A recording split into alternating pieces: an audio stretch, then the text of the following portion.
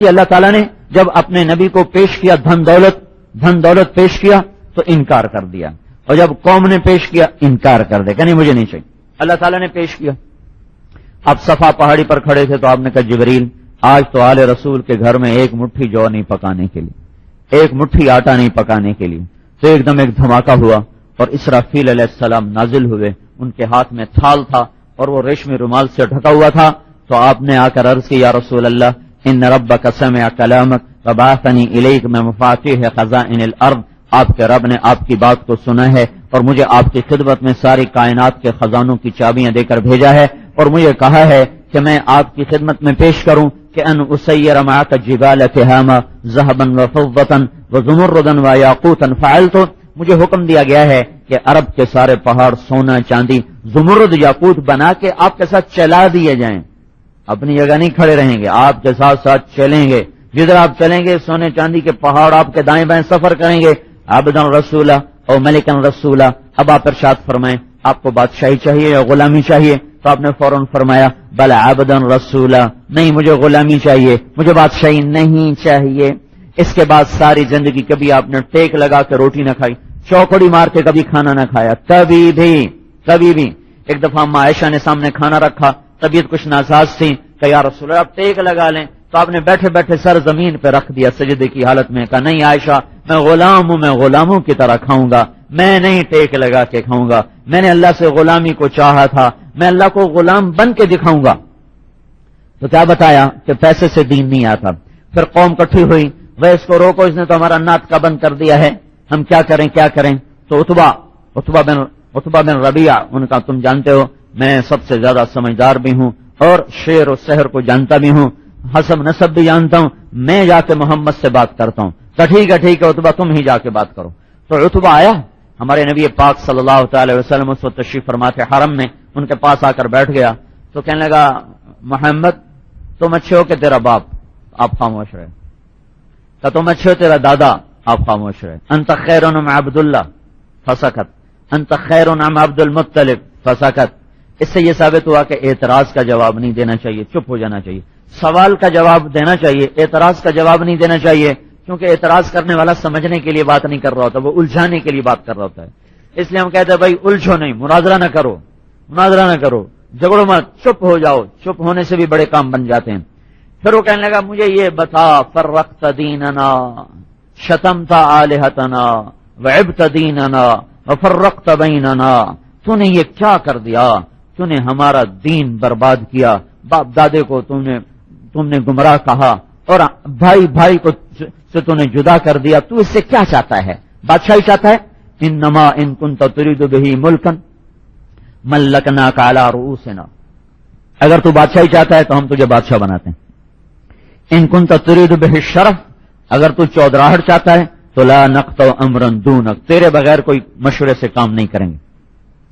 ان کنت تريد به الباء، اگر تجھے اس سے عورتوں کی خواہش ہے، جمعنا لك نساء قریش فاختر ای نساء قریش فلنزوجک عشرا، ہم تیرے سامنے عرب کی عورتیں کھڑی کر دیتے ہیں، جتنی پر تو ہاتھ رکھے گا یہ میری ساری تیرے نکاح میں دے دیں گے۔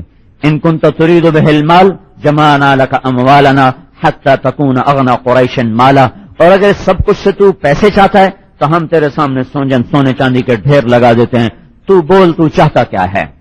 چار چیزوں سے باطل چلتا ہے، اسلام نہیں، حکومت، کرسی، حکومت، عہدے، پیسہ، عورت، یہ چار چیزیں کفر کے پھیلنے کا ذریعہ ہیں۔ جب بھی باطل آئے گا چار، حکومت کے راستے سے، عہدوں کے راستے سے، عورت سے مراد بری عورت، نیک عورت، بری عورت کے راستے سے، اور پیسے کے راستے سے۔ تو جب آپ سن رہے تھے پھر آپ نے کہا فرقت ابا الولید، ابو الولید کچھ اور بھی کہنا چاہتے ہو؟ کیا نہیں بس میری بات پوری ہو گئی؟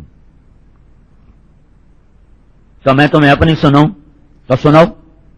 تو آپ نے کہا بسم اللہ الرحمن الرحیم، حامیم تنزیل من الرحمن الرحیم، کتاب فصلت آیاتہ قرآنا عربیا لقوم یعلمون بشیرا ونذیرا فأعرض اکثرهم فهم لا يسمعون وقالوا قلوبنا في أكنة مما تدعونا إليه ففي آذاننا وقر ومن بيننا وبينك حجاب فاعمل إننا عاملون قل انما انا بشر مثلكم يوحى الي انما الهكم اله واحد فاستقيموا اليه واستغفروه وويل للمشركين الذين لا يؤتون الزكاة وهم بالآخرة هم كافرون قل أئنكم إن الذين آمنوا وعملوا الصالحات لهم أجر غير ممنون قل أئنكم لتكفرون بالذي خلق الأرض في يومين وتجعلون له أندادا ذلك رب العالمين.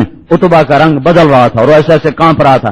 ایسے وہ دونوں ہاتھ نا ایسے پیچھے کر کے دونوں ہاتھ یوں بیٹھا ہوا تھا یوں, اور آپ پڑھ رہے تو ایسے ایسے ہو رہا تھا, ایسے ایسے ہو رہا تھا. قل أئنكم لتكفرون بالذي خلق الأرض في يومين وتجعلون له أندادا ذلك رب العالمين وجعل فيها رواسي من فوقها وبارك فيها وقدر فيها أقواتها في 4 أيام سواء للسائلين ثم استوى إلى السماء وهي دخان فقال لها وللأرض ائتيا طوعا كرها قالتا أتينا طائعين فقضاهن 7 سماوات في يومين فأوحى في كل سماء أمرها وزينا السماء الدنيا بمصابيح وحفظا ذلك تقدير العزيز العليم فإن أعرضوا فقل أنذرتكم صاعقة مثل صاعقة عاد وثمود.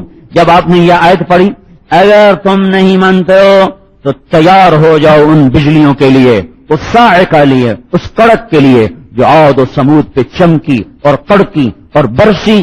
وہی بجلیاں کوندنے کو ہیں, لپکنے کو ہیں, اور وہی عذاب تم پر گرنے کو ہے. تو اتبا ایسے بیٹھا نا, ایسے جب آپ نے کہا نا صاعقہ مثل صاعقۃ عاد و ثمود تو وہ یوں اچھلا اور دونوں ہاتھ ہمارے نبی کے منہ پر اثر.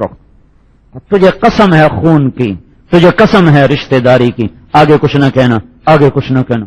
ایسا منہ بند کر دیا آپ کا, اور وہاں سے چلا کانپتا کانپتا. جب قریش کی محفل میں آیا تو قریشی کہنے لگے ہاں ہاں جو اتبا گیا تھا یہ وہ اتبا نہیں آ رہا, یہ کوئی اور آ رہا ہے. وہ جیسا گیا تھا نا وہ تو ساری ہوا نکل گئی. کہنے لگے کیا لے کر آئے ہو؟ انہوں نے کہا یا معاشر قریش, اے قریش کی جماعت دیکھو میں تمہارا سردار ہوں, میں پاگل نہیں ہوں. اطیعونی اليوم وعصونی فیما بعد, میری آج مان جاؤ پھر ساری زندگی نہ ماننا. اس آدمی کو کچھ نہ کہو, اس آدمی کو کچھ نہ کہو. یہ وہ کلام لے کر آیا ہے جس نے میرے اندر کی دنیا کے زیر و زبر کر دیا ہے. نہ وہ شعر تھا, نہ وہ سحر تھا, نہ وہ کہانت تھی. اور میں تمہیں کیا بتاؤں, وہ تمہیں عاد و سمود کی بجلیوں سے ڈرا رہا ہے. اور تمہیں پتا ہے آج تک محمد نے کبھی جھوٹ نہیں بولا. مجھے ڈر ہے کہ وہ بجلیاں تم پہ کڑک نہ جائیں. وہ کہنے لگے تم پر بھی اس کا جادو چل گیا, تم پر بھی اس کا جادو چل گیا. اور یہ جادو نہیں ہے, یہ جادو نہیں ہے, یہ کوئی اور حقائق ہیں. تو ہمارے نبی نے مال کو رد کیا, عورت کی پیشکش کو ٹھکرایا, حکومت کی پیشکش کو ٹھکرایا, عہدے کی پیشکش کو ٹھکرایا, اور ہمیں ایک دستور بتایا کہ دنیا میں اسلام کے آنے کا راستہ نہ حکومت ہے, نہ عہدہ ہے, نہ مال ہے, نہ عورت ہے. تو کہاں سے چلے گا اسلام؟ کیسے آئے گا زندگی میں, کیسے آئے گا؟ تو اسلام ایک محنت ہے جو ہر انسان کو کرنا ہوگی. ماں کی گود سے اس کی ابتدا ہے. اس لیے اللہ تعالیٰ نے اسلامی معاشرے میں ایک عجیب نظام چلایا ہے. عورت کو اللہ نے گھر بٹھایا, مرد کو اللہ نے باہر چلایا ہے. اللہ تعالیٰ نے عورت کے لیے کمانے کو روک دیا, نہیں تم نہیں کما سکتے ہو, گھر بیٹھو. کیوں؟ کہ تمہارا خامند کما کے کھلائے گا. مہر کا رکھا گیا, اگر مہر نہ ہو تو نکاح نہیں ہوتا. مہر ایک ایسی شرط ہے کہ اس کے بغیر نکاح, گواہ بھی موجود, وکیل بھی موجود, اور نکاح خام بھی موجود, ایجاب بھی قبول بھی. اور مہر کوئی نہیں تو نکاح نہیں ہوا. مہر رکھو بھائی, کتنا رکھو؟ 500 رکھو, 5 کروڑ رکھو, 500 یا 5 کروڑ کسی. اللہ تبارک و تعالی نے عورت کو گھر بٹھایا ہے, مہر مقرر کیا. مہر کیا چیز ہے؟ یہ کسی کی بیٹی کی قیمت نہیں ہے, بلکہ یہ ایک علامتی چیز ہے, ایک علامت ہے اس بات کی کہ مرتے دم تک جب تک یہ نکاح باقی ہے یہ مرد اس عورت پہ خرچ کرے گا, اور اس کا سارا خرچہ یہ اٹھائے گا. ورنہ ساری زمین سونا بنا دو تو کسی کی بیٹی کی قیمت نہیں بن سکتی. یہ قیمت نہیں ہے بلکہ یہ ایک علامت ہے, یہ ایک نشانی ہے کہ اس کا سارا خرچہ تیرے ذمے ہے. پھر عربوں میں دستور نہیں تھا بیٹیوں کو جائیداد میں حصہ دینے کا. آج کل ہمارے ہاں بھی چونکہ یہ معاشرہ ہندو سے مسلمان ہوا ہے, ہندوؤں میں بھی بیٹی کے لیے کوئی جائیداد نہیں, صرف جہیز ہوتا ہے. عرب میں بھی چونکہ عورت انتہائی پسماندہ چیز تھی تو اور انتہائی حقیر چیز تھی زندہ درگور کر دینا اور ان کو زندہ دفن کر دینا. تو اللہ تبارک و تعالی نے ان کا جائیداد میں حصہ رکھا اور للذکر مثل حظ الانثیین کے ساتھ اللہ تبارک و تعالی نے مرد کا حصہ بعد میں بتایا، عورت کا حصہ پہلے بتایا. حالانکہ ہونا تھا کہ للانثی مثل حظ نصف حظ الذکر، ایک لڑکی کو دو جتنا ایک لڑکے کو دیا جاتا ہے اس کا آدھا، لیکن اللہ تعالیٰ نے ایک ترتیب اس طرح بتائی کہ جتنا دو لڑکیوں کو دیا جاتا ہے اتنا ایک لڑکے کو دیا جائے. اس میں لڑکی کے حق کو پہلے بتایا اور بیٹے کے حق کو بعد میں بتایا گیا. پھر جس میاں بیوی کے حقوق میں اللہ تعالیٰ نے عورت کا حق پہلے بتایا، خامند کا حق بعد میں بتایا. وَلَهُنَّ مِثْلُ الَّذِي عَلَيْهِنَّ بِالْمَعْرُوفِ، ان عورتوں کا تم پر حق ہے جیسے کہ تمہارا ان عورتوں پر حق ہے. ان عورتوں کا تم پر حق ہے جیسے کہ تمہارا عورتوں پر حق ہے. تو اللہ تعالیٰ نے عورت کا حق پہلے اس لیے بتایا کہ عام طور پر چونکہ مرد حاوی ہوتا ہے تو زیادتی اس کی طرف سے ہوتی ہے اور سختی اس کی طرف سے ہوتی ہے. طلاق کا حق بھی خامند کو حاصل ہے، تو 4 شادیاں کرنے کی بھی اس کو اللہ تعالیٰ نے اجازت دی ہے. تو عام طور پر بہت کم لوگ ہیں جو اپنی بیویوں کے ساتھ صحیح سلوک کر پائیں یا ان کو شریعت کے پیمانے کے مطابق لے کے چل سکیں، ورنہ رواج میں ہر کوئی چل رہا ہے رواج میں. اور رواج تو آج کا بڑا ظالم ہے، نہ بیوی کو پتا ہے اپنی حد کا، نہ خامند کو پتا ہے، نہ ساس کو پتا ہے، نہ سسر کو پتا ہے. تو عجیب و غریب سا معاشرہ وجود میں آیا ہوا ہے. وہ خامند جو ہے اپنی بیوی سے کہتا ہے میرے ماں باپ کی تو نے 100% خدمت کرنی، اپنی بیوی کے ماں باپ کو ذلیل کرتا ہے اور اپنے ماں باپ کی پوری عزت مانگتا ہے، میری ماں کی بھی خدمت کر، میرے باپ کی بھی خدمت کر، ان کے سامنے چوں نہ کر، چرا نہ کر. حالانکہ خدمت تو بیٹے کے ذمہ ہے، بیوی کے ذمہ اس کے ماں باپ کی خدمت کوئی نہیں، ان سے پوری خدمت کرواتا ہے. اور بیوی کے ماں باپ کو ذلیل نظروں سے دیکھتا ہے، گھٹیا نظروں سے دیکھتا ہے، کبھی کوئی بکتا ہے، کبھی کچھ بکتا ہے، کبھی کچھ بکتا ہے. تو ایک بڑا ان بیلنس ہے. احسان دانش ایک بڑا شاعر گزرا ہے، میری ایک بد ذوقی کہہ لو یا جو کہہ لو، تھوڑا سا ذوق اس طرف کا ہے تو میں اپنے فارغ وقتوں میں اس قسم کا پڑھتا رہتا ہوں. تو احسان دانش نے ایک اپنی سوانح لکھی ہے، جہان دانش. وہ لکھتا ہے جب میری ماں بیمار ہوئی تو میں نے اپنی بیوی کو اس کے قریب نہیں آنے دیا. میں نے کہا نہیں نہیں نہیں نہیں نہیں، یہ دولت صرف میرے لیے ہے، تو اس میں شریک نہیں ہو سکتی. تو مرتے دم تک میں اپنی ماں کا نوکر بن کے جیا، اور وہ اس کا پیشاب خطا ہو جاتا تھا بستر پر ہی. تو سردیوں میں تہجد میں اٹھتا تھا اور میرے گھر سے 2 میل دور نہر تھی، تو میں 2 میل جاتا اور اپنی ماں کے بستر کو دھو کر جب میں واپس آتا تھا تو کبھی ایسا نہیں ہوا کہ سورج کو میں نے سامنے دیکھا. ہمیشہ سورج میری پشت سے نکلتا تھا، میں اتنی جلدی سارا کام کر کے آتا. اور گرمیوں میں تاکہ کوئی دیکھے نہ، اس لیے تھا کوئی دیکھے نہ. جب گرمی آتی تو این دوپہر جب سب سو رہے ہوتے، کام ٹھنڈا ہوتا اور سر پر سورج آگ برساتا تو میں اپنی ماں کا بستر لے جاتا اور جا کر اسے نہر میں دھو کر اسے لا کر اس کے نیچے بچھاتا. کہ میں نے اپنی بیوی کو اپنی ماں کے قریب نہیں آنے دیا کہ یہ میرا حق ہے، یہ تیرا نہیں ہے. ابھی ایسے بدھو ہیں کہ وہ میری ماں نے تو چوں ہی کی تھی تو بس میں تیرا یہ کر دینا، میں تیرا وہ کر دینا. تو پہلے خود تو اپنی ماں کا ادب کر، پھر اوروں سے بھی ادب کروا. تو بڑا ان بیلنس سا کام ہوا ہے. کاش کے لوگ شریعت کو، یہ معاشرت کے احکام پڑھ لیتے. شادی سے پہلے شادی کے احکام پڑھتے، لڑکی بھی پڑھتی، لڑکا بھی پڑھتا. ایک عورت آ گئی، یا رسول، صحابہ میں دستور ہے، رواج ہے. ایک عورت ہے، یا رسول اللہ میری شادی ہونے لگی ہے تو میرے خامند کا میرے اوپر کیا حق ہے؟ تو فرمایا تیرا خامند سر سے لے کر پاؤں تک زخموں سے چور ہو، ان میں پیپ پڑ چکا ہو، تو زبان سے چاٹ کے اسے صاف کرے تو بھی تیرے خامند کا حق ادا نہیں ہوا. امام شابی رحمت اللہ علیہ کی شادی ہوئی تو جب وہ پہلی رات تو آ کر بیٹھے تو ان کی بیوی نے کہا میری ایک تھوڑی بات سن لیں. کہا مجھے نہیں پتا آپ کی پسند کیا ہے، آپ کی ناپسند کیا ہے، آپ کو کون اچھے لگتے ہیں، کون اچھے نہیں لگتے، آپ کو کیا کھانا پسند ہے، کیا ناپسند ہے، آپ کو کون سی عادت پسند ہے، کون سی ناپسند ہے، مجھے آج بتا دیں تاکہ میں اس کے مطابق زندگی گزاروں، کوئی ایسا کام نہ کر بیٹھوں جو آپ کو ناپسند ہو.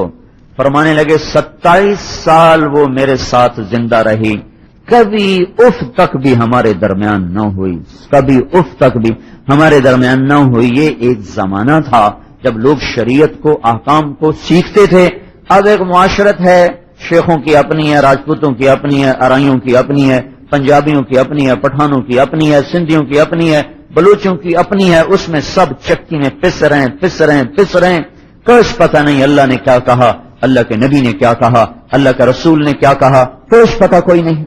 اور اتنا عظیم الشان عمل ہے کہ جب ترازو تولا جائے گا بس ہماری نیکیاں بدیاں تولی جائیں گی، تو سب سے پہلے جو چیز تولنے کے لیے اللہ تعالیٰ رکھوائے گا نا، سن رہے ہو، سب سے پہلی چیز جو ترازو میں رکھی جائے گی، اللہ تعالیٰ فرمائے گا دیکھو بیوی بچوں سے کیا سلوک کرتا تھا، پہلے وہ تولا جائے، سب سے پہلے اس کا بیوی اور بچوں سے سلوک تولا جائے گا۔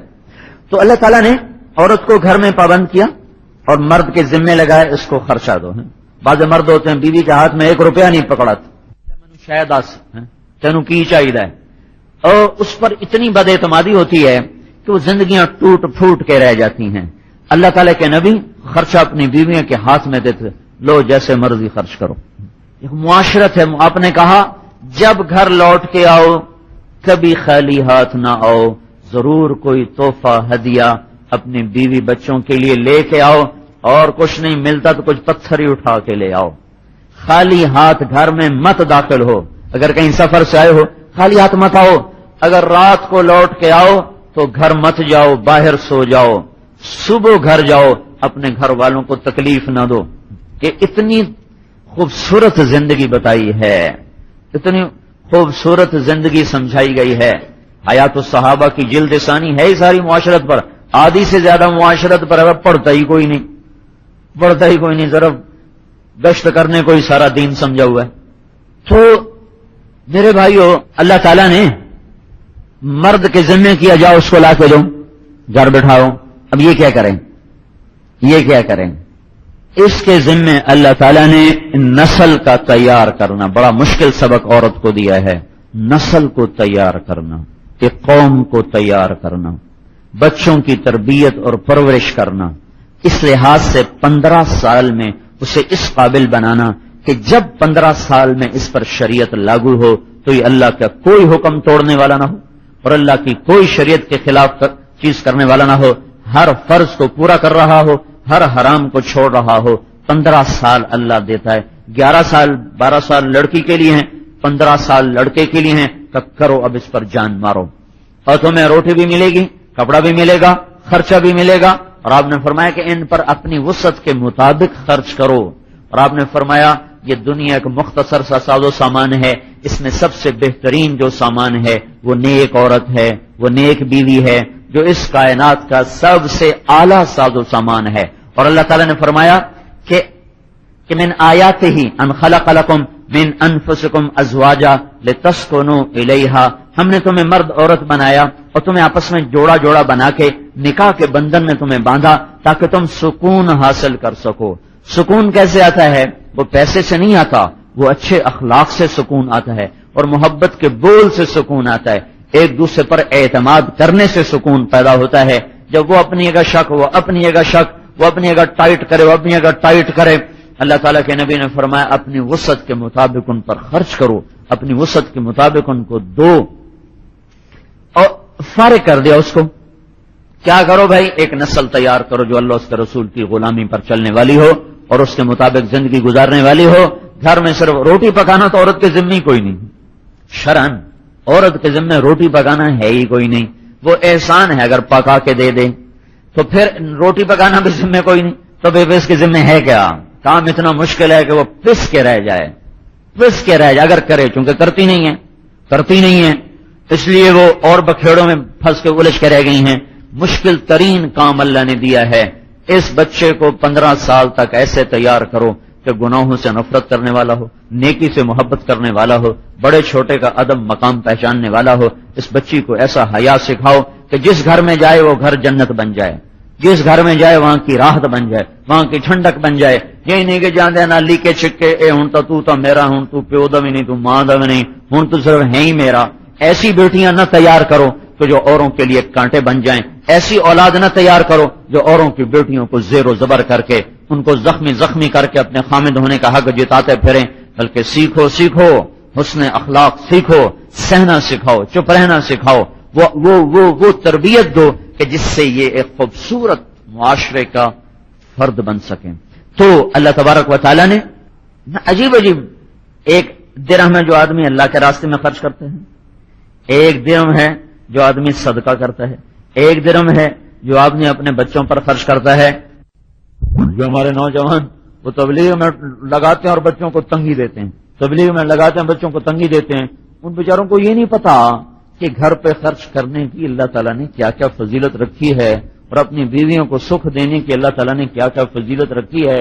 کیونکہ پڑھنے کا ذوق نہیں نا، پڑھتے کوئی نہیں، پڑھے بغیر بھی کبھی کسی کو میں تو اپنی بیوی سے بھی کہتا رہا تو کچھ پڑھ لیا کرو، اتنی سینکڑوں کتابیں گھر میں بھری ہیں، کچھ دیکھو تو صحیح، کچھ پڑھو تو صحیح. پڑھے بغیر بھی پہلی وحی نہیں دیکھتے ہو، پہلی وحی اقرا اقرا پڑھو، سوری گتھیاں سے اقرا. جبریل آئے، پیر کا دن، رمضان کا مہینہ، اور آپ بیٹھے ہوئے، صبح کا وقت ہے، چاشت کے قریب. وظہر الناموس، ایک ریشمی رومال سبز رنگ کا یوں پھیلایا، اس کے اوپر اقرا کی 5 آیات، 19 حرف. تو جبریل نے کہا اقرا، پڑھیے یا رسول اللہ. صاحب نے کہا ما انا بقارن، میں پڑھا ہوا نہیں. تو سینے سے لگایا، کھینچا، پھر چھوڑا، پھر کہا اقرا، پڑھیے. آپ نے کہا مجھ سے نہیں پڑھا جا رہا، ما انا بقارن، میں تو پڑھا ہوا نہیں ہوں. پھر انہیں سینے سے لگایا اقرا، پھر چھوڑا، کہا ما انا بقارن، تیسری دفعہ سینے سے لگایا اقرا. 3 دفعہ جب کہا نا اقرا، تو پھر ایک دم اللہ تعالیٰ نے آنکھوں سے حجاب ہٹایا تو آپ نے پڑھنا شروع کیا اقرا، پڑھو، بسم ربک الذی خلق خلق الانسان من علق. پھر کہا اقرا اقرا وربک الاکرم الذی علم بالقلم علم الانسان ما لم يعلم. یہ ہمارے تبلیغی ہیں کہ وہ دنیا جہنم میں جا رہی ہے، ان کو کتابیں پڑھنے کی سوچی ہوئی. ایسے پاگل دیوانے، دنیا دوزخ میں جا رہی ہے، ان کو کتابوں کی سوچی ہوئی. وہ بھائی کبھی علم و باز کرے فقیری، کافر مرے دیوانہ ہو. کبھی کسی نے علم کے بغیر بھی کسی راہ کو تک.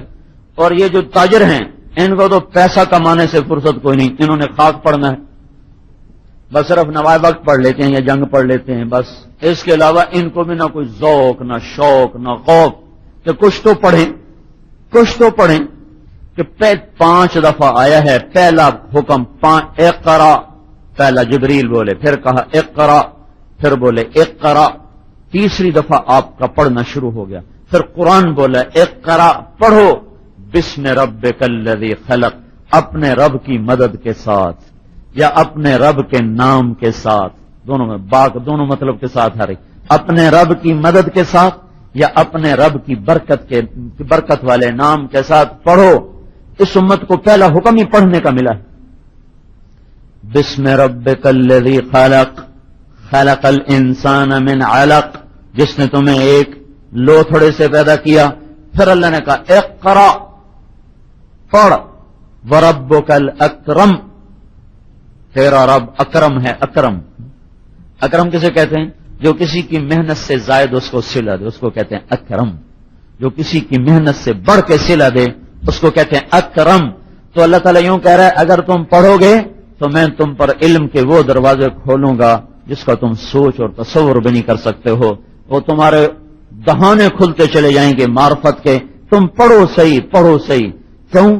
اقرا وربک الاکرم الذی علم بالقلم علم الانسان ما لم يعلم. پڑھو کہ میں نے تمہیں پڑھنے کا حکم دیا ہے اور میں نے تمہیں قلم کی طاقت دی ہے. قلم، اس امت کا جو قلم ہے وہ اتنا طاقتور ہے، اگر یہ قلم نہ چلتا تو نہ قرآن ہوتا، نہ بخاری ہوتی، نہ مسلم ہوتی، نہ سیرت رسول ہوتی، نہ البدایہ والنہایہ کی تاریخ ہوتی، نہ قرآن کی تفسیر ہوتی. پہلی قوموں نے قلم نہ اٹھایا، انہوں نے کتنا بڑا نقصان کیا. ان کی تورات آسمانی کتاب گم ہو گئی، زبور آسمانی کتاب گم ہو گئی، انجیل آسمانی کتاب گم ہو گئی. یہ جو انجیل ہے یہ وہ نہیں جو آسمان سے آئی تھی. یہ 4 آدمی ہیں، 4 آدمی، ان 4 میں صرف 2 ہیں، ایک لوکا ایک متا. تو 70 انجیلیں تھیں، ان میں سے 4 چھانٹی. 4 میں سے 2. آج کل جو انجیل ہے وہ لوقا اور متی. ایک یوحنا تھے, ایک کیا تھے, سینٹ پیٹر. یہ 4 آدمی تھے جنہوں نے عیسیٰ علیہ السلام کی سوانح کو لکھا اور ان کے ارشادات کو لکھا. وہ اصل انجیل تو گئی, قلم نہ چلے, قلم نہ چلا تو کیا ہوا, تو اصل کتاب بھی گئی. پھر وہ 70 کتابیں بنی, 70 کی 4, 4 کی 2, لوقا اور متی کی 2. لوقا بھی ایک ان کے بڑے آدمیوں میں سے تھے, متی بھی ان کے بڑے آدمیوں میں سے تھے. انہوں نے اپنی یادداشت پر اس کو لکھا اور ختم. لیکن اللہ نے پہلا حکم جب قلم کا دیا کہ اقرأ وربک الاکرم الذی علم بالقلم, اپنے بچوں میں علم کا ذوق پیدا کرو, علم کا شوق پیدا کرو, کتابیں پڑھنے کا ذوق پیدا کرو. خالی ان کو سکول کا کام کر لیا, ہوم ورک کر لیا, بس اسی کا ذوق پیدا کر دیا, ان کو پیسے پہ لگا دیا, کمائی پہ لگا دیا. جب علم نہ ہوگا تو زندگی کی راہوں کا پتہ کیسے چلے گا؟ علم کا نور نہ ہوگا, علم کی روشنی نہ ہوگی تو اللہ کی معرفت کے راستے کیسے طے کیے جائیں گے اور جنت اور جہنم کے حقائق کیسے معلوم ہوں گے؟ کہا قلم پکڑاؤ. اس امت نے قلم پکڑا, پھر قلم پکڑا اور پھر اس قلم کو چالو کیا, وہ جاری کیا اور آج تک وہ قلم ہاتھ میں ہے. اقرأ وربک الاکرم الذی علم بالقلم. اللہ تعالیٰ نے اس امت سے یہ خصوصی کام لیا کہ زندگیاں گزار دی لوگوں نے چٹائی پہ بیٹھ کے لکھ لکھ لکھ لکھ. کتنے علماء ایسے آئے ہیں جنہوں نے شادی نہ کی, علم کا ایسا ذوق لگا, شادی نہ کی. سب سے بڑے مفسر ابن جریر, تاریخ کے بھی تفسیر کے بھی, ان کی تفسیر کے بغیر کوئی تفسیر لکھ نہیں سکتا. انہوں نے علم کے ذوق میں شادی نہیں کی تھی, ساری رات لکھتے رہتے تھے, ساری رات چراغ کی لو پر بیٹھ کے لکھتے رہتے. فارابی نے کوئی 80 سال کی عمر پائی, 60 علموں پر عبور حاصل کیا, 60 علوم پر عبور حاصل تھا اور شادی نہ کی. اور حکومتیں بڑی بڑی ان کو دیتے تھے عطیہ, ان کے علم کی وجہ سے سارے تقسیم کر دیتے تھے. فقر کی زندگی گزار دی, ساری زندگی کاغذ اور قلم کے ساتھ زندگی گزر گئی. ان کے نام زندہ ہو گئے. ابن جوزی رحمت اللہ علیہ, یہ لوگ آج سے 800 سال 900 سال پہلے کے لوگ ہیں لیکن ان کے نام آج زندہ ہیں. ابن القیم کے نام زندہ ہیں کہ ان کی ماؤں نے ان کو قلم پکڑایا, ان کی ماؤں نے انہیں لکھنا سکھایا, ان کی ماؤں نے ان کے اندر علم کے ذوق پیدا کیے. جیسے آج کے ماں باپ کمائی کا ذوق پیدا کرتے ہیں اور دنیا کی دوڑ لگانے کا ذوق پیدا کرتے ہیں, ان ماؤں نے ان کے اندر علم کے ذوق پیدا کی. سفیان ثوری اپنی ماں سے کہنے لگے مجھے اللہ کے نام پہ وقف کرو. کہنے گے پہلے مجھے کچھ کر کے دکھاؤ پھر اللہ کے نام پہ وقف کروں. اچھی چیز اللہ کو دیتے ہیں, بری چیز تو نہیں دیتے. تو ان کو اپنے گھر میں پہلے تہجد پہ ڈالا اور نمازوں پہ ڈالا, ذکر پہ ڈالا, تلاوت پہ ڈالا. جب ان کے اندر نیکی کی صفات نمایاں ہو گئیں کہ جا بیٹا تجھے اللہ کے نام پہ وقف کر دیا. جو نکلے نکلے نکلے 19 سال کے بعد واپس آئے. 19 برس. رات کو پہنچے, دروازے پہ دستک دی تو اندر سے ماں نے پوچھا کون؟ حاجی سفیان آپ کا بیٹا. 19 سال کے بعد بیٹا آئے تو ماں کا کیا جذبہ ہوگا؟ میں تو جب ریمنڈ پڑھتا تھا تو 10 مہینے کے بعد گھر جاتا تھا, نہ 10 مہینے میں چھٹی نہیں ہوتی تھی. بڑی عید پر جب جاتے تھے تو اس کے بعد کوئی چھٹی نہیں ہے, پھر چھوٹی عید پہ گھر جانا ہوتا تھا. وہ 10 مہینے کے بعد جب گھر جاتے تو ماں بھی قربان ہو رہی, باپ بھی فدا ہو رہا, وہ کیا کیا کھانے اور سیوا ہو رہی. 19 سال کے بعد واپس لوٹے تو انہوں نے کہا کون؟ کا جی سفیان. کہا واہ واہ, میں تو تمہیں اللہ کے نام پہ وقف کر چکی ہوں, اور جو چیز وقف کر دی جائے اس کا تو واپس لینا ہی جائز کوئی نہیں. جا یہیں سے واپس چلا جا, قیامت کے دن اب تجھ سے ملوں گی. تجھے اللہ کو دے دیا ہے, تجھے اللہ کو دے دیا ہے, اب قیامت کے دن ملاقات ہوگی. یہ وہ بنیادیں تھیں جس پر وہ نسل اٹھی. پھر اللہ تعالیٰ نے سفیان کو ایسا سفیان بنایا, انہوں نے ابو جعفر منصور کے خلاف فتویٰ دیا. وہ زبردستی بیعت لیتا تھا, کہ یہ بیعت حرام ہے, بیعت حرام ہے. وہ بیعت لیتا تھا, میں آپ کے ہاتھ پر بیعت کرتا ہوں, اگر میں بیعت توڑوں تو میری بیوی کو 3 طلاق. یہ اس کے ساتھ وہ کر, کہ یہ بیعت حرام ہے. تو ابو جعفر منصور کو پتا چلا, انہوں نے کہا یہ مکہ میں رہتے تھے, انہوں نے کہا میں آ رہا ہوں, سولی تیار کر دی جائے حرم کے باہر, میرے آتے اس کو سولی پہ لٹکا دیا جائے. ایک کون ہے ہمارے خلاف فتوی دینے والا؟ تو یہ لیٹے ہوئے تھے حتیم میں. حتیم میں لیٹے ہوئے تھے سفیان بن عیینہ، یہ ایک اور ہیں، یہ سفیان ثوری ہیں، وہ سفیان بن عیینہ ہیں، وہ بھاگے بھاگے آئے، کہنے کہ سفیان جان بچاؤ، بھاگ جاؤ، کہا کیا ہوا؟ کہا ابو جعفر تیری گرفتاری کا حکم دے چکا ہے، تیرے لیے سولی تیار کی جا رہی ہے اور اس کے آنے کے بعد تمہیں حرم سے باہر سولی پہ لٹکایا جائے گا۔ اب قد فعل ذلك، کیا واقعی اس نے یہ کہا ہے؟ کہ بالکل حکم آ چکا ہے۔ حتیم سے اٹھے اور آ گئے وہاں پر ملتزم پر آ گئے اور یوں ہاتھ رکھ، یا اللہ اگر تو نے ابو جعفر کو کیسا بول ہے، اللہ سے کہہ رہے ابو جعفر طائف کے پہاڑوں سے نیچے اترا، سامنے حرم چند میل ہے، بیٹھا لڑک کے مر گیا۔ ابو جعفر منصور کی خبر طائف اور مکے کے درمیان کسی پہاڑ کے دامن میں ہے، کسی کو کچھ پتہ نہیں، وہ کہاں جا کے سو گیا ظلم و ستم کے پہاڑ توڑنے والا۔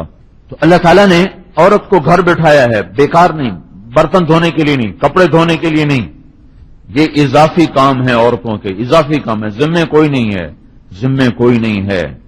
میرے ماں باپ کی خدمت میرے ذمے ہے، میری بیوی کے ذمے کوئی نہیں ہے۔ وہ دودھ پلانا اس کے ذمے نہیں، علی المولود لہ رزقہن و کسوتہن، تمہارے ذمے ہے، کرو۔ تو اگر اتنے کاموں سے فارغ کیا ہے تو ذمے کیا لگایا ہے؟ وہ کہا اولاد کو تیار کرو، ان کو اللہ کے حکموں پہ مر مٹنے والا بناؤ، ان کے اندر حلال اور حرام کی تمیز پیدا کرو، ان کو صحیح مسلمان بناؤ۔ بیٹیوں نے باہر جانا ہے، انہیں اس قابل بناؤ کہ آگے کے لیے ٹھنڈک بنے۔ تمہارے بیٹے نے کسی کی بیٹی کے ساتھ چلنا ہے، اسے اس قابل بناؤ کہ کسی کے جذبات احساسات کا خیال کر کے چل سکے، کیونکہ اس لائن سے تربیت کوئی نہیں۔ بیٹا جوان شادی کرو، پتر کماؤ بن گیا شادی کرو، دی وڈی ہوگی شادی کرو، یہ تو دیکھو اس کے اندر کچھ پیدا بھی ہوا ہے، ایک نئی نسل کو لے کے چل سکیں گے، ایک دوسرے کے جذبات احساسات کی رعایت کر سکیں گے۔ بہترین اخلاق وہ ہیں جو گھر والوں کے ساتھ ہوتے ہیں، بہترین مسلمان وہ ہے جو گھر والوں کے ساتھ صحیح مسلمان بن کے چلتا ہو، بیوی خامند کے ساتھ، خامند بیوی کے ساتھ۔ ایک صحابی سفر پہ جا رہے تھے، اپنی بیوی سے کہا گھر میں ہی رہنا، جیسے کوئی ایسے عام جملہ، بھائی ذرا گھر میں ہی رہنا، گھر کا خیال کرنا۔ وہ چلے گئے سفر میں، پیچھے ان کے ابا بیمار ہو گئے پچھلی گلی، تو انہوں نے پیغام بھیجا، یا رسول اللہ میرے ابا بیمار ہیں، میرے خامند کہہ گئے تھے گھر میں ہی رہنا، تو میں کیا کروں؟ تو آپ نے کہا تو گھر میں رہے، اطیع بعلک، خامند کی اطاعت کر۔ حالانکہ میں اب بھی قسم، اللہ تعالیٰ نے جب اپنے نبی کو پیش کیا دھن دولت پیش کیا تو انکار کر دیا، اور جب قوم نے پیش کیا انکار کر دیا کہ نہیں مجھے نہیں چاہیے۔ اللہ تعالیٰ نے پیش کیا، اب صفا پہاڑی پر کھڑے تھے تو آپ نے کہا جبریل آج تو آل رسول کے گھر میں ایک مٹھی جو نہیں پکانے کے لیے، ایک مٹھی آٹا نہیں پکانے کے لیے۔ تو ایک دم ایک دھماکہ ہوا اور اسرافیل علیہ السلام نازل ہوئے، ان کے ہاتھ میں تھال تھا اور وہ ریشمی رومال سے ڈھکا ہوا تھا۔ تو آپ نے آ کر عرض کی یا رسول اللہ ان ربک سمع کلامک وبعثنی الیک میں مفاتیح خزائن الارض، آپ کے رب نے آپ کی بات کو سنا ہے اور مجھے آپ کی خدمت میں ساری کائنات کے خزانوں کی چابیاں دے کر بھیجا ہے، اور مجھے کہا ہے کہ میں آپ کی خدمت میں پیش کروں کہ ان اسیر معک جبال تہامہ ذهبا وفضة وزمردا ویاقوتا، فعلت، مجھے حکم دیا گیا ہے کہ عرب کے سارے پہاڑ سونا چاندی زمرد یاقوت بنا کے آپ کے ساتھ چلا دیے جائیں، اپنی جگہ نہیں کھڑے رہیں گے، آپ کے ساتھ ساتھ چلیں گے، جدھر آپ چلیں گے سونے چاندی کے پہاڑ آپ کے دائیں بائیں سفر کریں گے۔ عبدا رسولا اور ملکا رسولا، اب آپ ارشاد فرمائیں آپ کو بادشاہی چاہیے یا غلامی چاہیے؟ تو آپ نے فوراً فرمایا بل عبدا رسولا، نہیں مجھے غلامی چاہیے، مجھے بادشاہی نہیں چاہیے۔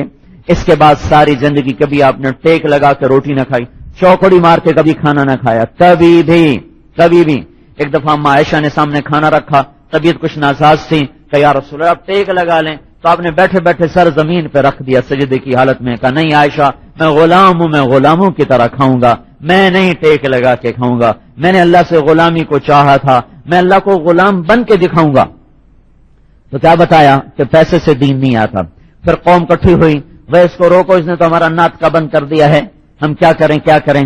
تو عتبہ بن ربیعہ ان کا تم جانتے ہو میں سب سے زیادہ سمجھدار بھی ہوں اور شعر و سحر کو جانتا بھی ہوں، حسب نسب بھی جانتا ہوں، میں جا کے محمد سے بات کرتا ہوں۔ تو ٹھیک ہے عتبہ تم ہی جا کے بات کرو۔ تو عتبہ آیا، ہمارے نبی پاک صلی اللہ تعالی وسلم اس وقت تشریف فرما تھے حرم میں، ان کے پاس آ کر بیٹھ گیا، تو کہنے لگا محمد تم اچھے ہو کہ تیرا باپ؟ آپ خاموش رہے. کہ تم اچھے ہو تیرا دادا؟ آپ خاموش رہے. انت خیر ام عبداللہ؟ فسکت. انت خیر ام عبد المطلب؟ فسکت. اس سے یہ ثابت ہوا کہ اعتراض کا جواب نہیں دینا چاہیے، چپ ہو جانا چاہیے. سوال کا جواب دینا چاہیے، اعتراض کا جواب نہیں دینا چاہیے، کیونکہ اعتراض کرنے والا سمجھنے کے لیے بات نہیں کر رہا ہوتا، وہ الجھانے کے لیے بات کر رہا ہوتا ہے.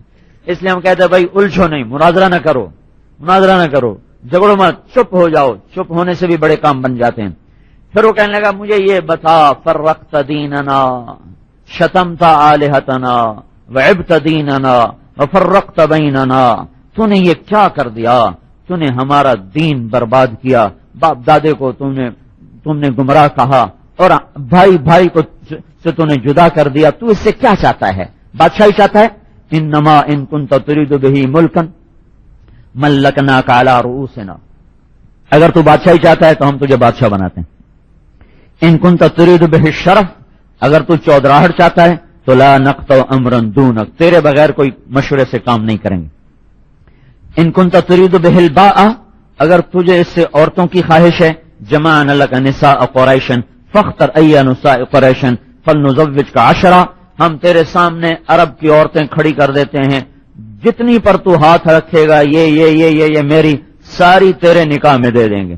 ان کنت تريد به المال جمعنا لك اموالنا حتى تكون اغنى قریش مالا، اور اگر سب کچھ سے تو پیسے چاہتا ہے تو ہم تیرے سامنے سونے چاندی کے ڈھیر لگا دیتے ہیں. تو بول تو چاہتا کیا ہے؟ 4 چیزوں سے باطل چلتا ہے، اسلام نہیں. حکومت، کرسی، حکومت، عہدے، پیسہ، عورت، یہ 4 چیزیں کفر کے پھیلنے کا ذریعہ ہیں. جب بھی باطل آئے گا 4، حکومت کے راستے سے، عہدوں کے راستے سے، عورت سے مراد بری عورت، نیک عورت، بری عورت کے راستے سے، اور پیسے کے راستے سے. تو جب آپ سن رہے تھے پھر آپ نے کہا فرقت ابا الولید، ابو الولید کچھ اور بھی کہنا چاہتے ہو؟ کہ نہیں بس میری بات پوری ہو گئی. تو میں تمہیں اپنی سناؤں تو سناؤ.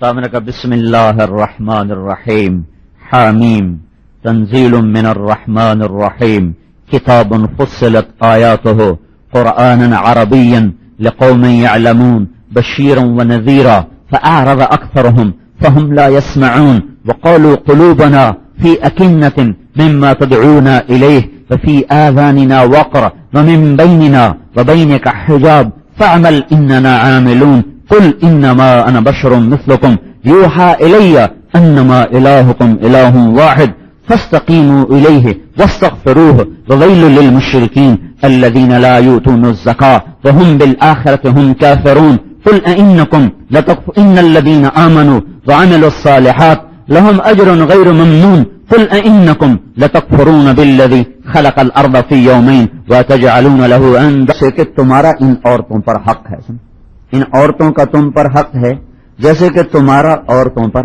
حق ہے. تو اللہ تعالیٰ نے عورت کا حق پہلے اس لیے بتایا کہ عام طور پر چونکہ مرد حاوی ہوتا ہے تو زیادتی اس کی طرف سے ہوتی ہے اور سختی اس کی طرف سے ہوتی ہے. طلاق کا حق بھی خامند کو حاصل ہے، تو 4 شادیاں کرنے کی بھی اس کو اللہ تعالیٰ نے اجازت دی ہے. تو عام طور پر بہت کم لوگ ہیں جو اپنی بیویوں کے ساتھ صحیح سلوک کر پائیں یا ان کو شریعت کے پیمانے کے مطابق لے کے چل سکیں، ورنہ رواج میں ہر کوئی چل رہا ہے رواج میں. اور رواج تو آج کا بڑا ظالم ہے، نہ بیوی کو پتا ہے اپنی حد کا، نہ خامند کو پتا ہے، نہ ساس کو پتا ہے، نہ سسر کو پتا ہے. تو عجیب و غریب سا معاشرہ وجود میں آیا ہوا ہے. وہ خامند جو اپنی بیوی سے کہتا ہے میرے ماں باپ کی تو نے 100% خدمت کرنی، اپنی بیوی کے ماں باپ کو ذلیل کرتا ہے اور اپنے ماں باپ کی پوری عزت مانگتا ہے، میری ماں کی بھی خدمت کر، میرے باپ کی بھی خدمت کر، ان کے سامنے چوں نہ کر، چرا نہ کر. حالانکہ خدمت تو بیٹے کے ذمے ہے، بیوی کے ذمے اس کے ماں باپ کی خدمت کوئی نہیں، ان سے پوری خدمت کرواتا ہے. اور بیوی کے ماں باپ کو ذلیل نظروں سے دیکھتا ہے، گھٹیا نظروں سے دیکھتا ہے، کبھی کوئی بکتا ہے، کبھی کچھ بکتا ہے، کبھی کچھ بکتا ہے. تو ایک بڑا ان بیلنس ہے. احسان دانش ایک بڑا شاعر گزرا ہے، میری ایک بد ذوقی کہہ لو یا جو کہہ لو، تھوڑا سا ذوق اس طرف کا ہے تو میں اپنے فارغ وقتوں میں اس قسم کا پڑھتا رہتا ہوں. تو احسان دانش نے ایک اپنی سوانح لکھی ہے، جہان دانش. وہ لکھتا جب میری ماں بیمار ہوئی تو میں نے اپنی بیوی کو اس کے قریب نہیں آنے دیا. میں نے کہا نہیں نہیں نہیں نہیں نہیں، یہ دولت صرف میرے لیے ہے، تو اس میں شریک نہیں ہو سکتی. تو مرتے دم تک میں اپنی ماں کا نوکر بن کے جیا، اور وہ اس کا پیشاب خطا ہو جاتا تھا بستر پر ہی، تو سردیوں میں تہجد میں اٹھتا تھا، اور میرے گھر سے 2 میل دور نہر تھی، تو میں 2 میل جاتا اور اپنی ماں کے بستر کو دھو کر جب میں واپس آتا تھا تو کبھی ایسا نہیں ہوا کہ سورج کو میں نے سامنے دیکھا، ہمیشہ سورج میری پشت سے نکلتا تھا، میں اتنی جلدی سارا کام کر کے آتا۔ اور گرمیوں میں تاکہ کوئی دیکھے نہ، اس لیے تھا تو کوئی دیکھے نہ، جب گرمی آتی تو این دوپہر جب سب سو رہے ہوتے، کام ٹھنڈا ہوتا اور سر پر سورج آگ برساتا، تو میں اپنی ماں کا بستر لے جاتا اور جا کر اسے نہر میں دھو کر اسے لا کر اس کے نیچے بچھاتا کہ میں نے اپنی بیوی کو اپنی ماں کے قریب نہیں آنے دیا کہ یہ میرا حق ہے، یہ تیرا نہیں ہے۔ ابھی ایسے بدھو ہیں کہ وہ میری ماں نے تو چومی کی تھی تو بس میں تیرا یہ کر دینا، میں تیرا وہ کر دینا، تو پہلے خود تو اپنی ماں کا ادب کر، پھر اوروں سے بھی ادب کروا۔ تو بڑا ان بیلنس سا کام ہوا ہے۔ کاش کے لوگ شریعت کو، یہ معاشرت کے احکام پڑھ لیتے، شادی سے پہلے شادی کے احکام پڑھتے، لڑکی بھی پڑھتی، لڑکا بھی پڑھتا۔ ایک عورت آ گئی، یا رسول، صحابہ میں دستور ہے، رواج ہے، ایک عورت ہے، یا رسول اللہ میری شادی ہونے لگی ہے تو میرے خامن کا میرے اوپر کیا حق ہے؟ تو فرمایا تیرا خامن سر سے لے کر پاؤں تک زخموں سے چور ہو، ان میں پیپ پڑ چکا ہو، تو زبان سے چاٹ کے اسے صاف کرے تو بھی تیرے خامن کا حق ادا نہیں ہوا۔ امام شابی رحمت اللہ علیہ کی شادی ہوئی تو جب وہ پہلی رات تو آ کر بیٹھے تو ان کی بیوی نے کہا میری ایک تھوڑی بات سن لیں۔ کہا مجھے نہیں پتا آپ کی پسند کیا ہے، آپ کی ناپسند کیا ہے، آپ کو کون اچھے لگتے ہیں، کون اچھے نہیں لگتے، آپ کو کیا کھانا پسند ہے، کیا ناپسند ہے، آپ کو کون سی عادت پسند ہے، کون سی ناپسند ہے، مجھے آج بتا دیں تاکہ میں اس کے مطابق زندگی گزاروں، کوئی ایسا کام نہ کر بیٹھوں جو آپ کو ناپسند ہو۔ فرمانے لگے 27 سال وہ میرے ساتھ زندہ رہی، کبھی اف تک بھی ہمارے درمیان نہ ہوئی، کبھی اف تک بھی ہمارے درمیان نہ ہوئی۔ یہ ایک زمانہ تھا جب لوگ شریعت کو، احکام کو سیکھتے تھے۔ اب ایک معاشرت ہے، شیخوں کی اپنی ہے، راجپوتوں کی اپنی ہے، ارائیوں کی اپنی ہے، پنجابیوں کی اپنی ہے، پٹھانوں کی اپنی ہے، سندھیوں کی اپنی ہے، بلوچوں کی اپنی ہے، اس میں سب چکی میں پس رہے ہیں۔ کچھ پتہ نہیں اللہ نے کیا کہا، اللہ کے نبی نے کیا کہا، اللہ کے رسول نے کیا کہا، کچھ پتہ کوئی نہیں۔ اور اتنا عظیم الشان عمل ہے کہ جب ترازو تولا جائے گا اور ہماری نیکیاں بدیاں تولی جائیں گی تو سب سے پہلے جو چیز تولنے کے لیے اللہ تعالیٰ رکھوائے گا نا، سن رہے ہو، سب سے پہلی چیز جو ترازو میں رکھی جائے گی، اللہ تعالیٰ فرمائے گا دیکھو بیوی بچوں سے کیا سلوک کرتا تھا، پہلے وہ تولا جائے، سب سے پہلے اس کا بیوی اور بچوں سے سلوک تولا جائے گا۔ تو اللہ تعالیٰ نے عورت کو گھر میں پابند کیا اور مرد کے ذمے لگائے اس کو خرچہ دو۔ بعض مرد ہوتے ہیں بیوی کے ہاتھ میں 1 روپیہ نہیں پکڑاتے، شاید تینوں کی چاہیے، اور اس پر اتنی بد اعتمادی ہوتی ہے کہ وہ زندگیاں ٹوٹ پھوٹ کے رہ جاتی ہیں۔ اللہ تعالیٰ کے نبی خرچہ اپنی بیویوں کے ہاتھ میں دیتے، لو جیسے مرضی خرچ کرو۔ ایک معاشرت ہے، آپ نے کہا جب گھر لوٹ کے آؤ کبھی خالی ہاتھ نہ آؤ، ضرور کوئی تحفہ ہدیہ اپنی بیوی بچوں کے لیے لے کے آؤ، اور کچھ نہیں ملتا تو کچھ پتھر ہی اٹھا کے لے آؤ۔ خالی ہاتھ اقرا 3 دفعہ جب کہا نا اقرا تو پھر ایک دم اللہ تعالیٰ نے آنکھوں سے حجاب ہٹایا تو آپ نے پڑھنا شروع کیا، اقرا پڑھو، بسم ربک الذی خلق خلق الانسان من علق، پھر کہا اقرا وربک الاکرم الذی علم بالقلم علم الانسان ما لم يعلم۔ یہ ہمارے تبلیغی نے کہ دنیا جہنم میں جا رہی ہے، ان کو کتابیں پڑھنے کی سوچی ہوئی، ایسے پاگل دیوانے، دنیا دوزخ میں جا رہی ہے، ان کو کتابوں کی سوچی ہوئی۔ وہ بھائی کبھی علم و باز کرے فقیری، کافر مرے دیوانہ ہو، کبھی کسی نے علم کے بغیر بھی کسی راہ کو تک۔ اور یہ جو تاجر ہیں ان کو تو پیسہ کمانے سے فرصت کوئی نہیں، انہوں نے خاک پڑھنا ہے، بس صرف نوائے وقت پڑھ لیتے ہیں یا جنگ پڑھ لیتے ہیں، بس اس کے علاوہ ان کو بھی نہ کوئی ذوق، نہ شوق، نہ خوف کہ کچھ تو پڑھیں کہ 5 دفعہ آیا ہے پہلا حکم اقرا، پہلا جبریل بولے، پھر کہا اقرا، پھر بولے اقرا، تیسری دفعہ آپ کا پڑھنا شروع ہو گیا، پھر قرآن بولا اقرا پڑھو، بسم ربک الذی خلق، اپنے رب کی مدد کے ساتھ، یا اپنے رب کے نام کے ساتھ، دونوں میں باق دونوں مطلب کے ساتھ آ رہی، اپنے رب کی مدد کے ساتھ یا اپنے رب کی برکت والے نام کے ساتھ پڑھو۔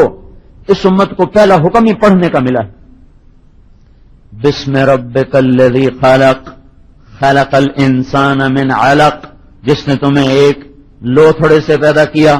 پھر اللہ نے کہا اقرا، پڑھ، وربک الاکرم، تیرا رب اکرم ہے۔ اکرم اکرم کسے کہتے ہیں؟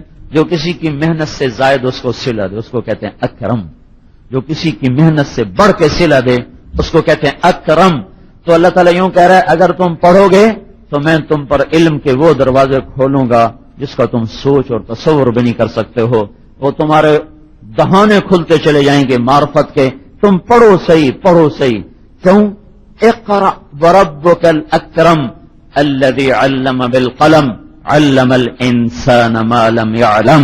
پڑھو پڑھو کہ میں نے تمہیں پڑھنے کا حکم دیا ہے اور میں نے تمہیں قلم کی طاقت دی ہے۔ قلم، اس امت کا جو قلم ہے وہ اتنا طاقتور ہے، اگر یہ قلم نہ چلتا تو نہ قرآن ہوتا، نہ بخاری ہوتی، نہ مسلم ہوتی، نہ سیرت رسول ہوتی، نہ البدایہ والنہایہ کی تاریخ ہوتی، نہ قرآن کی تفسیر ہوتی۔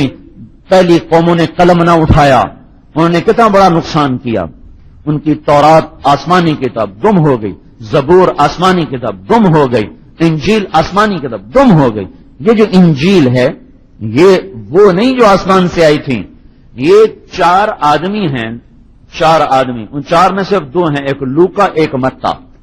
تو 70 انجیلیں تھیں، ان میں سے 4 چھانٹیں، 4 میں سے 2۔ آج کل جو انجیل ہے وہ لوکا اور متا، ایک یوحنا تھے، ایک کیا تھے سینٹ پیٹر۔ یہ 4 آدمی تھے جنہوں نے عیسیٰ علیہ السلام کی سوانح کو لکھا اور ان کے ارشادات کو لکھا۔ وہ اصل انجیل تو گئی، قلم نہ چلے، قلم نہ چلا تو کیا ہوا؟ تو اصل کتاب بھی گئی۔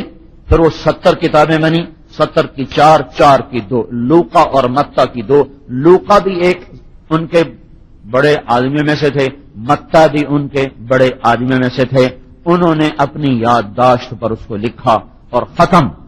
لیکن اللہ نے پہلا حکم جب قلم کا دیا کہ اقرأ وربک الاکرم الذی علم بالقلم، اپنے بچوں میں علم کا ذوق پیدا کرو، علم کا شوق پیدا کرو، کتابیں پڑھنے کا ذوق پیدا کرو۔ خالی ان کو سکول کا کام کر لیا، ہوم ورک کر لیا، بس اسی کا ذوق پیدا کر دیا، ان کو پیسے پہ لگا دیا، کمائی پہ لگا دیا۔ جب علم نہ ہوگا تو زندگی کی راہوں کا پتہ کیسے چلے گا؟ علم کا نور نہ ہوگا، علم کی روشنی نہ ہوگی تو اللہ کی معرفت کے راستے کیسے طے کیے جائیں گے اور جنت اور جہنم کے حقائق کیسے معلوم ہوں گے؟ کہا قلم پکڑاؤ۔ اس امت نے قلم پکڑا، پھر قلم پکڑا اور پھر اس قلم کو چالو کیا اور جاری کیا اور آج تک وہ قلم ہاتھ میں ہے۔ اقرأ وربک الاکرم الذی علم بالقلم۔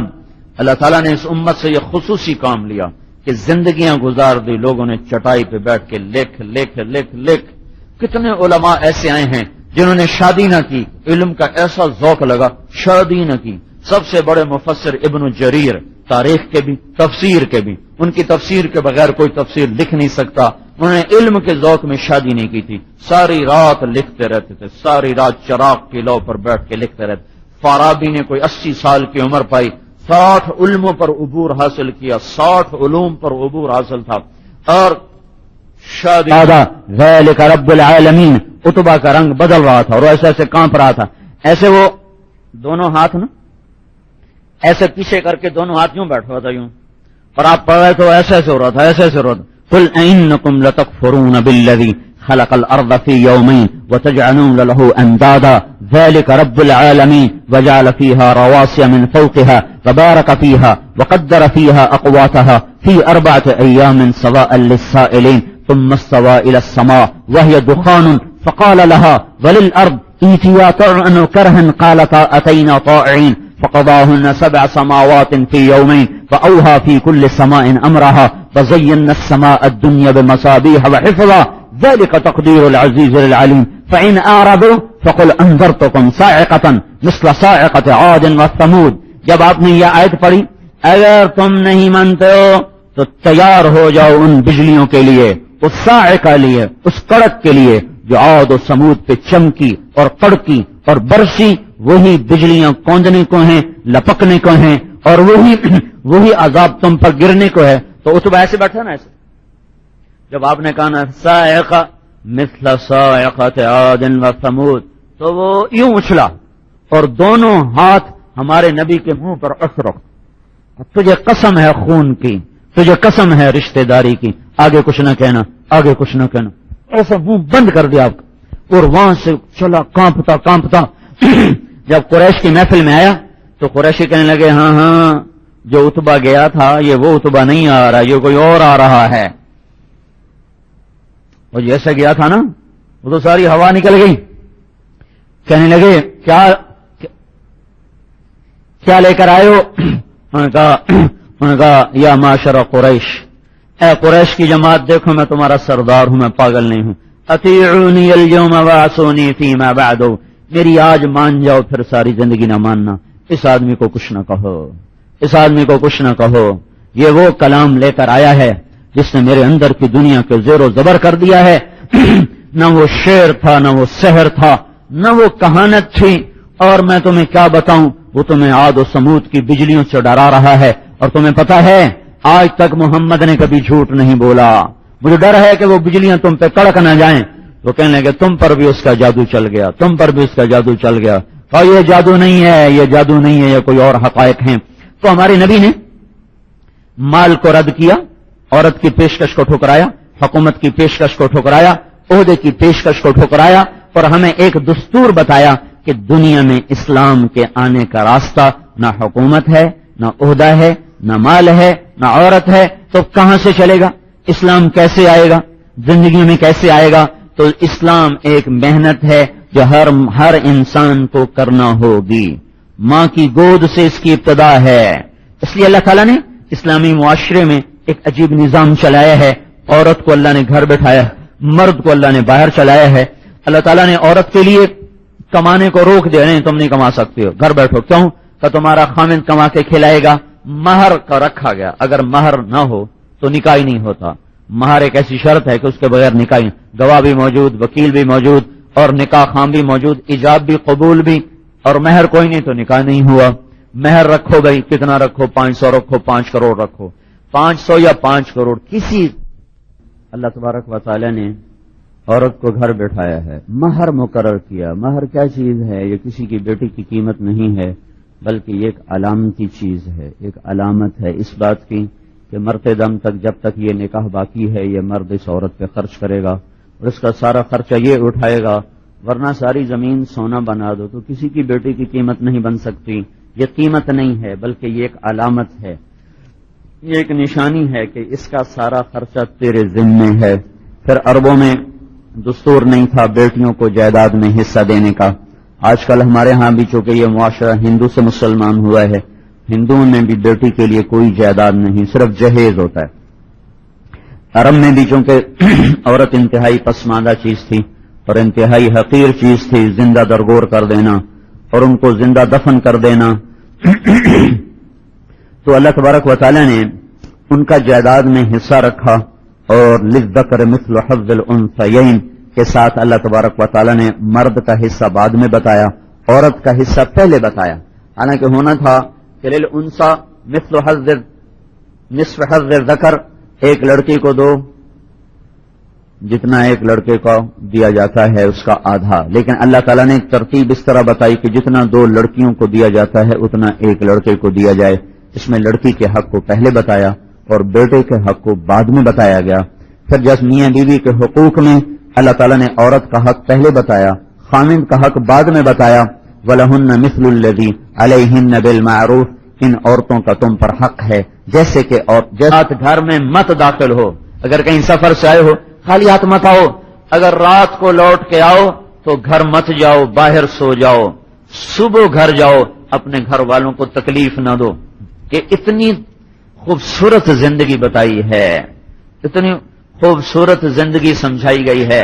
حیات الصحابہ کی جلد ثانی ہے ہی ساری معاشرت پر، آدھی سے زیادہ معاشرت پر پڑھتا ہی کوئی نہیں، پڑھتا ہی کوئی نہیں. ذرا گشت کرنے کو ہی سارا دین سمجھا ہوا ہے.